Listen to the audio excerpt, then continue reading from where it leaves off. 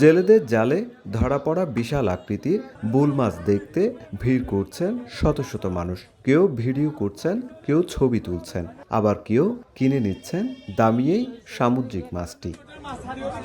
বৃহস্পতিবার বিকেলে কক্সবাজারের টেকনাফ উপজেলার সেন্ট মার্টিন সংলগ্ন সাগরে ধরা পড়ে প্রায় 205 কেজি ওজনের একটি ভুল মাছ। পরে মাছটি সংরক্ষণ করা হয় লামার বাজার আলগালিব কোল্ড স্টোরেজে। স্থানীয় ব্যবসায়ীরা জানান, টেকনাফ উপকূলে এর আগে এত বড় ভুল মাছ খুব কমই ধরা পড়েছে। শুক্রবার বাজারে মাছটি কেটে কেজি দরে বিক্রি করা হবে বলে পৌর এলাকায় মাইকিংও করা হয়। শুক্রবার জুমার নামাজের পর কোল্ড স্টোরেজ থেকে 6 জন শ্রমিক কাঁধে করে মাছটি ভ্যানে তুলে নিয়ে আসে টেকনাফ পৌরসভার পাইলট উচ্চ বিদ্যালয় সংলগ্ন মাছ বাজারে। বাজারে পৌঁছানোর পর মুহূর্তেই কৌতূহলী মানুষের ভিড় জমে যায়। প্রতি কেজি 2000 টাকা দরে বিক্রি শুরু হলে অল্প সময়ের মধ্যেই শেষ হয়ে যায় পুরো মাছটি। সুজাউদ্দিন রুবেল, সময় সংবাদ, কক্সবাজার।